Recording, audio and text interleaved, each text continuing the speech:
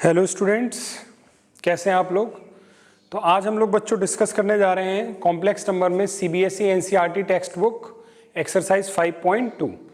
इससे पहले आपको पोलर फॉर्म के नाम से मेरा वीडियो है, उसको आप ज़रूर देखिएगा। डिस्क्रिप्शन बॉक्स में उसका मैं लिंक भी दूंगा, तब आपको समझ में आएगा कि आर्गूमेंट क्या होता है, मॉडुलस क्या होता है और पोलर फॉर्म में कैसे हम लोग किसी भी कॉम्प्लेक्स नंबर को चेंज करते हैं। तो बच्चों, स्वागत है आप लोगों का मेरे चैनल अभ्यास ट्यूटोरियल में। चैनल को सब्सक्राइब कीजिएगा, वीडियो पसंद आए तो लाइक कीजिएगा। चलिए शुरू करते हैं। तो हमसे कह रहे हैं फाइंड मॉडुलस एंड आर्गुमेंट। तो बच्चों, मॉडुलस का क्या फॉर्मूला होता है? Mod z is equal to square root के अंदर रियल पार्ट का स्क्वायर प्लस इमेजिनरी पार्ट का स्क्वायर। तो मॉड z, इसको हम लोग r से भी लिखते हैं कभी कभी। r इज इक्वल टू ये हो जाएगा, रियल पार्ट -1 हो गया यानी -1 का स्क्वायर हो गया, और जो इमेजिनरी पार्ट है वो हो गया -√3 का स्क्वायर कर दिया।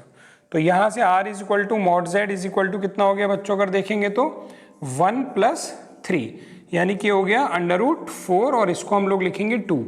बच्चों, मॉड को कभी भी +-2 नहीं लिखते हैं, केवल पॉजिटिव वैल्यू ली जाती है, क्योंकि मॉड क्या होता है? किसी भी कॉम्प्लेक्स नंबर की डिस्टेंस होती है ओरिजिन से, और डिस्टेंस को हम लोग नेगेटिव नहीं लिखते हैं। तो चलिए, मॉड आ गया। उसके बाद आर्गुमेंट भी हमें पता करना है, तो चलिए इसी का आर्गुमेंट पता करते हैं। क्वेश्चन नंबर 2 में यहाँ शिफ्ट कर दे रहा हूँ थोड़ा सा। z is equal to -√3 + i। चलिए बच्चों, इसका आर्गुमेंट निकालते हैं। तो आर्गुमेंट ऑफ z ऐसे लिखा जाता है, ये हमसे पूछा गया है कि ये क्या होगा। तो सबसे पहले बच्चों, मैंने अपने वीडियो में बता रखा है, आप tan अल्फा निकाल लीजिए। tan अल्फा का मतलब होता है imaginary part upon real part, लेकिन मॉड में पॉजिटिव वैल्यू करके लिखा जाएगा। तो यहाँ से tan alpha is equal to क्या हो जाएगा बच्चों? इमेजिनरी पार्ट इसका कितना है? √3 है, तो -√3, लेकिन जब इस फॉर्मूले में पुट करेंगे तो पॉजिटिव वैल्यू हम लोग रखेंगे √3, और रियल पार्ट कितना है बच्चों? 1। तो यहाँ से अगर आप देखेंगे तो tan अल्फा की वैल्यू बच्चों कितनी आ गई? यहाँ पर आ गई हमारे पास √3, यानी कि यहाँ से अगर हम लोग देखें तो अल्फा की वैल्यू आ गई हमारे पास 60 डिग्री, यानी कि π/3। ये अल्फा आ गया। अब हम चेक करेंगे कि ये जो कॉम्प्लेक्स नंबर है ये किस क्वाड्रेंट में लाई कर रहा है। तो अगर आप बहुत ध्यान से देखें, इसके रियल और इमेजिनरी पार्ट दोनों ही नेगेटिव हैं, यानी ये थर्ड क्वाड्रेंट में होगा। और थर्ड क्वाड्रेंट में होगा तो ये जो डिस्टेंस है इस कॉम्प्लेक्स नंबर की, अगर आप बनाना भी चाहें कॉम्प्लेक्स नंबर तो हम बना भी सकते हैं, और हमें बनाना भी चाहिए। जैसे कि ये रियल पार्ट है और ये इमेजिनरी पार्ट है। तो रियल पार्ट -1, यानी x में हम लोग आएंगे -1, यहाँ कहीं आ गए हम लोग, और y में कितना है ना? -√3, तो y में भी नीचे रहेंगे। तो थर्ड क्वाड्रेंट में यहाँ कहीं ये नंबर हमें मिला करके, इस जगह पर कहीं मिला। थोड़ा सही कर लेते हैं, और ये हो गया -1। ये हुआ कॉम्प्लेक्स नंबर। इस कॉम्प्लेक्स नंबर का बच्चों यहां से जो एंगल होता है x एक्सेस से, ये वाला जो एंगल होता है बच्चों, ये होता है आर्गुमेंट। हमें ये पता करना है। ये जो आर्गुमेंट z पूछ रहा है ना, इसका मतलब एक्चुअली ये थीटा पूछ रहा है कि थीटा कितना है। तो अभी जो हम लोगों ने एंगल अल्फा निकाला है वो बच्चों ये वाला एंगल निकाला है हम लोगों ने। अब अगर ये वाला एंगल आ गया, हमें ये वाला एंगल चाहिए। तो मैंने आपको बताया था पिछले वीडियो में कि अगर थर्ड क्वाड्रेंट में होता है, if a complex number is lies in third quadrant, तो उसका जो आर्गुमेंट होता है बच्चों वो क्या हो जाता है? वो हो जाता है आपका अल्फा -π। तो अल्फा कितना है बच्चों हमारे पास? अल्फा की वैल्यू है π/3 -π, और इसको हम लोग एलसीएम लेके सॉल्व करेंगे तो -2π/3 इसका आंसर आएगा। सही से एक बार देख लीजिए, चेक कर लीजिए पूरा क्वेश्चन। चलिए बच्चों, सेकंड क्वेश्चन देखते हैं। सेकंड क्वेश्चन है z is equal to -√3 + i। अगर मैं इसका रियल पार्ट लिखूं तो बच्चों हो गया -√3, और इमेजिनरी पार्ट लिखूंगा यानी i का कोफिशिएंट तो वो है +1। अगर आप ध्यान से देखोगे तो ये माइनस और ये प्लस, यानी अगर मैं कॉम्प्लेक्स नंबर के बारे में सोचूं तो कौन से क्वाड्रेंट में होगा बच्चों?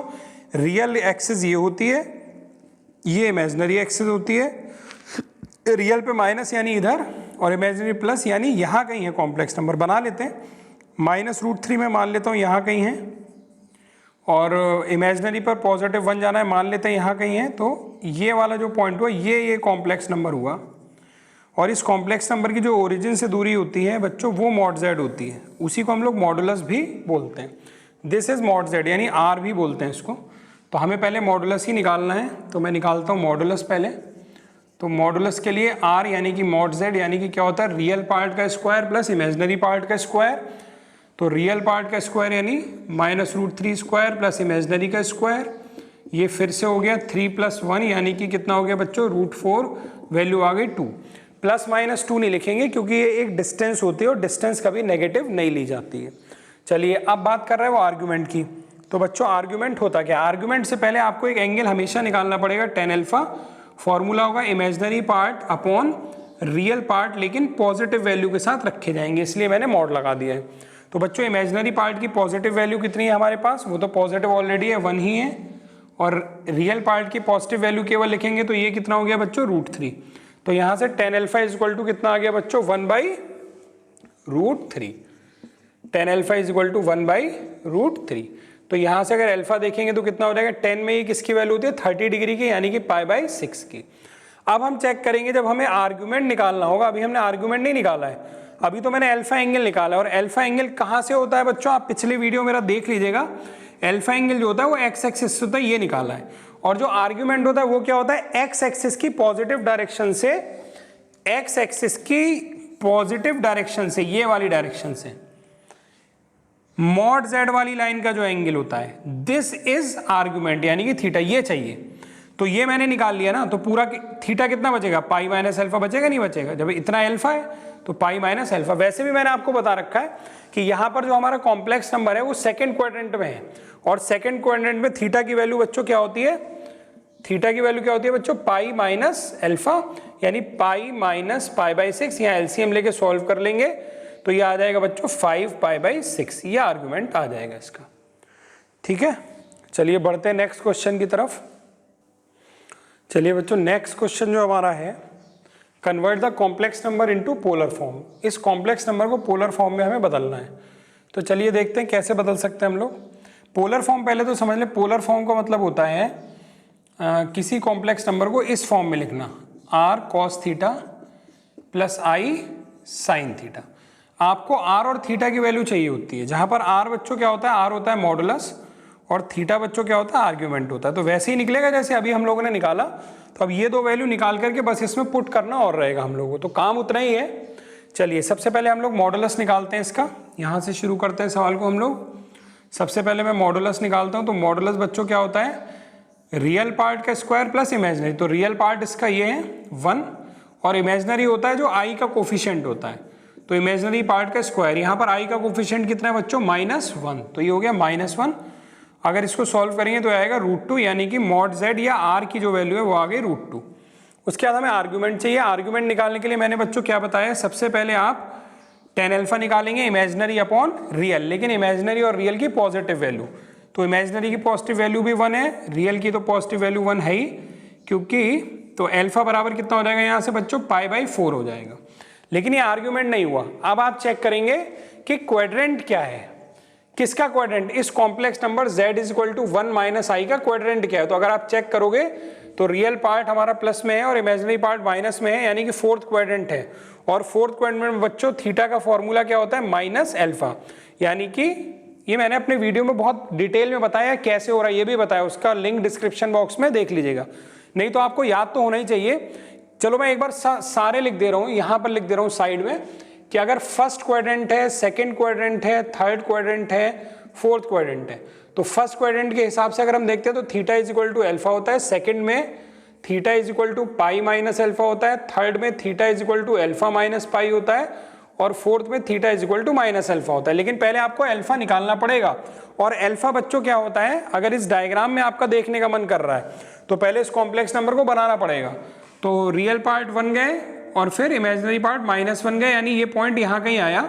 तो बच्चों ये तो हो गया मॉड z, और अल्फा जो मैं बनाता हूँ वो होता है एक्स एक्सिस से इस मॉड z या r वाली लाइन का एंगल, ये अल्फा होता है। लेकिन मुझे ये नहीं चाहिए होता है, मुझे अल्फा नहीं चाहिए, मुझे थीटा चाहिए होता है। तो थीटा निकालने का मैंने वहाँ फॉर्मूला लिखा है अकॉर्डिंग टू द क्वाड्रेंट। तो अब ये फोर्थ क्वाड्रेंट में थीटा बराबर -अल्फा होता है, यानी कि जो आर्ग्यूमेंट हुआ इस कॉम्प्लेक्स नंबर का, एम्पलीट्यूड भी बोलते हैं उसी को, तो वो कितना हो जाएगा बच्चों, -अल्फा, यानी कि -π/4 हो जाएगा। तो अब हम लोगों को इसका क्या लिखना है, पोलर फॉर्म लिखना है क्वेश्चन में। तो पोलर फॉर्म का मैंने ये फॉर्मूला लिखा हुआ है, इसमें उठा करके पुट कर दीजिए। तो z = r की जगह क्या पुट करेंगे हम लोग, √2, और कॉस थीटा की जगह क्या पुट करेंगे, minus pi by 4 plus i sine, और थीटा की जगह फिर से पाई बाय 4। आप ये आंसर हो गया। आप चाहें तो इसमें एक चीज और कर सकते हैं कि कॉस के अंदर अगर माइनस का एंगल होता है तो माइनस यहां से गायब हो जाता है, कोई फर्क नहीं पड़ता। लेकिन साइन के अंदर अगर माइनस होता है तो वो माइनस बाहर आ जाता है। तो खैर हम इतने पे ही छोड़ देते हैं, ये भी करेक्ट आंसर है हमारा। तो कुल मिला के पोलर फॉर्म में बदलना है तो दो ही चीजें हमें चाहिए, आर चाहिए और थीटा चाहिए। आर और थीटा निकालने का इतना सारा प्लान मेथड सारे मैंने डिस्कस कर दिए। बढ़ते हैं नेक्स्ट क्वेश्चन की तरफ हम लोग।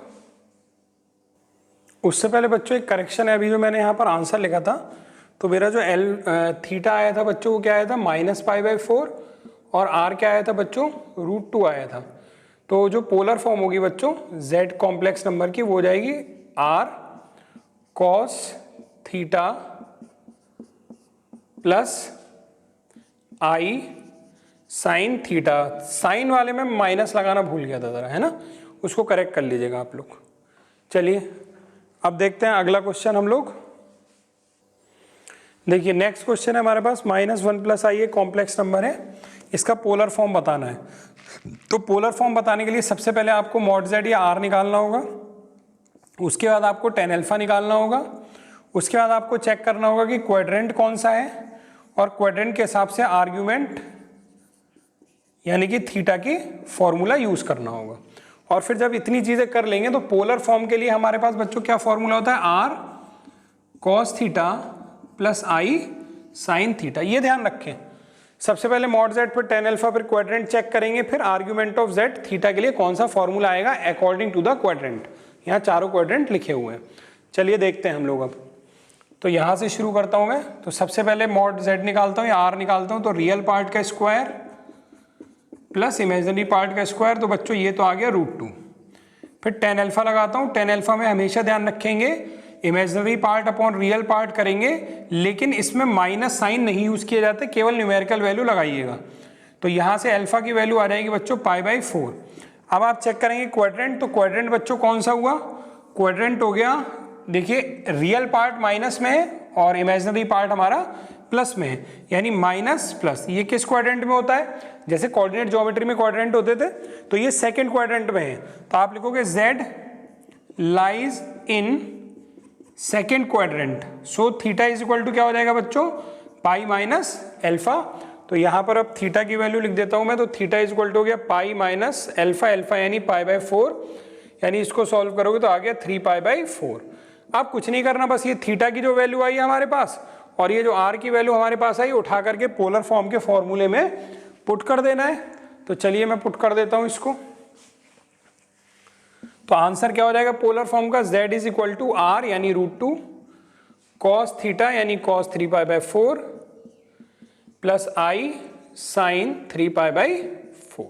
This is your final answer. चलिए बच्चों देखते हैं क्वेश्चन नंबर 5 अब हम लोग। तो क्वेश्चन नंबर 5 में अगर हम लोग देखें तो नया कॉम्प्लेक्स नंबर है -1 - i। वही तरीका, सबसे पहले आप मॉड z निकालिए, आप tan अल्फा निकालिए, आप क्वाड्रेंट चेक करिए कौन सा है और क्वाड्रेंट के हिसाब से थीटा का फॉर्मूला लगाइए। ये 4 स्टेप हैं आपको इन सवालों को करने के लिए। चलिए शुरू करते हैं। सबसे पहले मॉड z निकालते हैं यानी कि r निकालते हैं।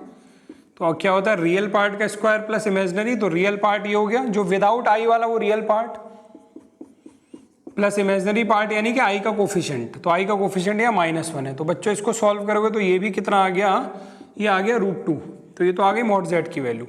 फिर अगला हम लोग निकालते हैं tan अल्फा। तो tan alpha is equal to हो जाएगा imaginary upon real, imaginary upon real, लेकिन मॉड में पॉजिटिव वैल्यू ली जाएगी। तो इमेजिनरी पार्ट -1 था, उसकी पॉजिटिव वैल्यू 1 लेंगे, रियल पार्ट भी -1 था, उसकी भी पॉजिटिव वैल्यू 1 लेंगे।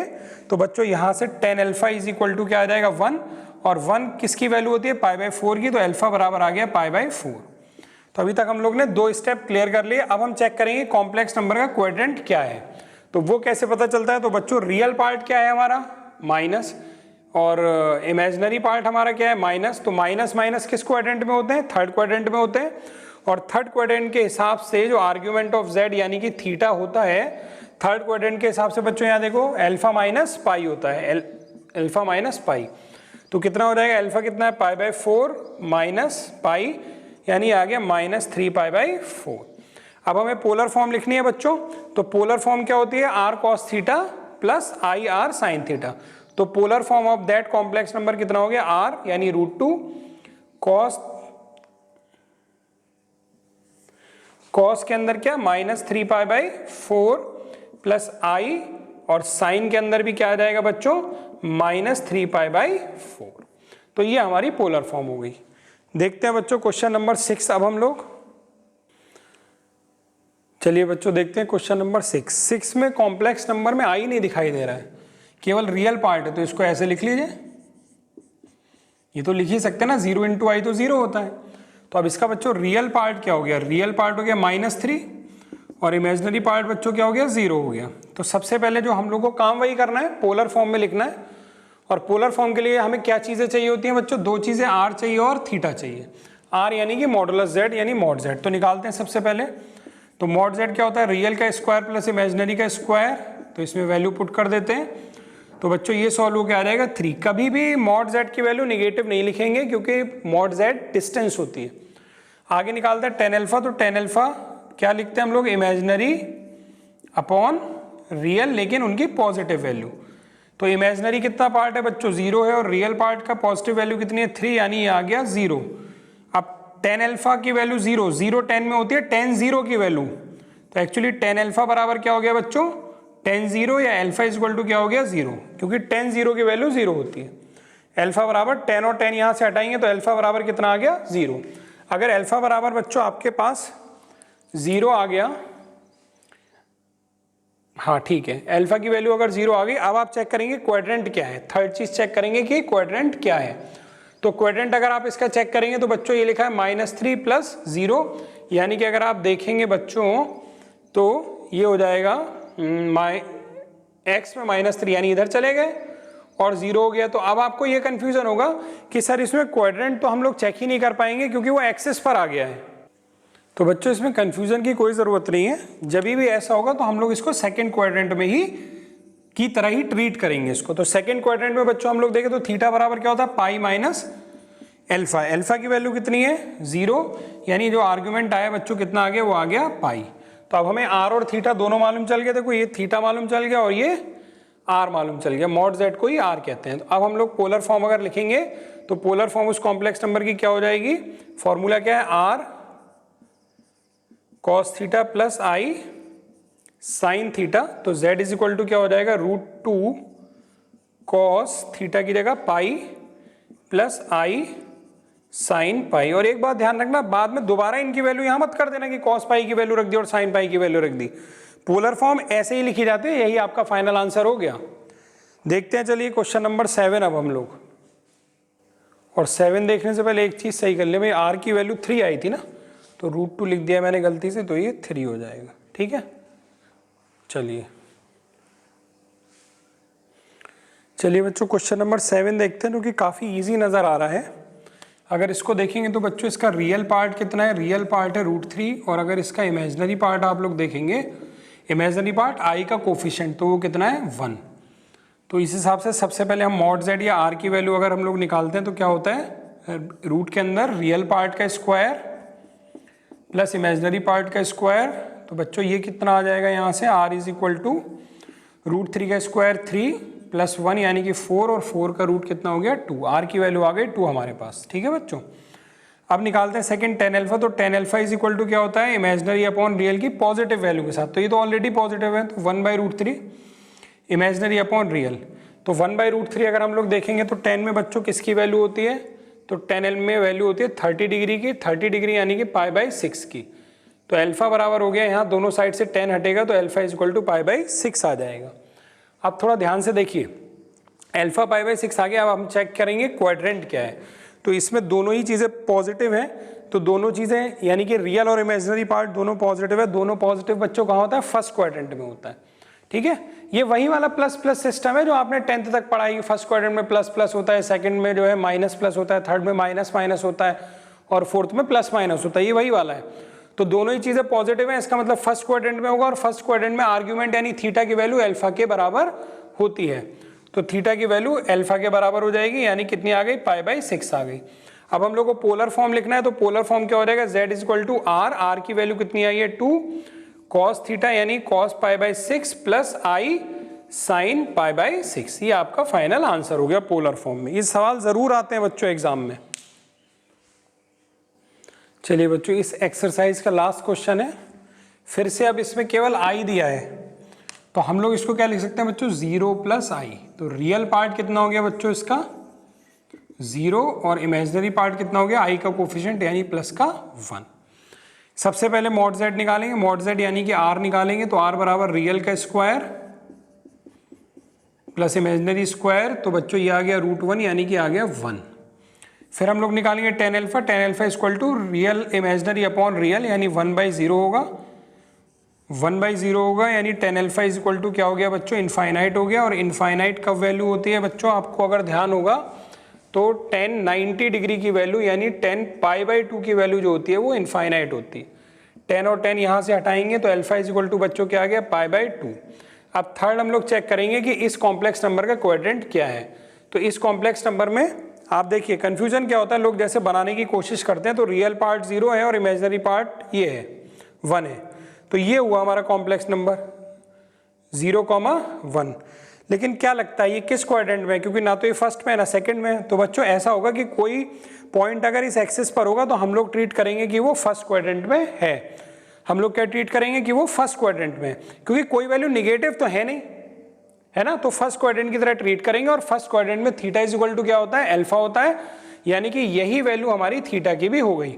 तो बच्चों पोलर फॉर्म इसकी क्या हो जाएगी, z is equal to, formula क्या है हमारे पास, फिर से एक बार लिख दे रहा हूं, r cos theta plus i sine theta. और यहां पर वैल्यू पुट कर देते हैं, तो r की वैल्यू बच्चों कितनी निकली थी 1 और थीटा की वैल्यू π/2, तो 1 cos थीटा की जगह π/2 प्लस आई साइन π/2। तो बच्चों ये इसका फाइनल आंसर हो गया। आई होप आपको ये एक्सरसाइज समझ में आई होगी। और बहुत छोटी एक्सरसाइज थी, ज़्यादा इसमें सवाल भी नहीं थे हमारे पास, लेकिन एग्जाम में इसका सवाल ज़रूर आता है, कॉम्पिटिशन में भी आता है और आपके 11th के लेवल पर तो आता ही आता है। आपके टेस्ट में या आपके हाफ ईयरली फाइनल एग्जाम सब में कॉम्प्लेक्स नंबर का एक पोलर फॉर्म का सवाल आपको ज़रूर मिलेगा।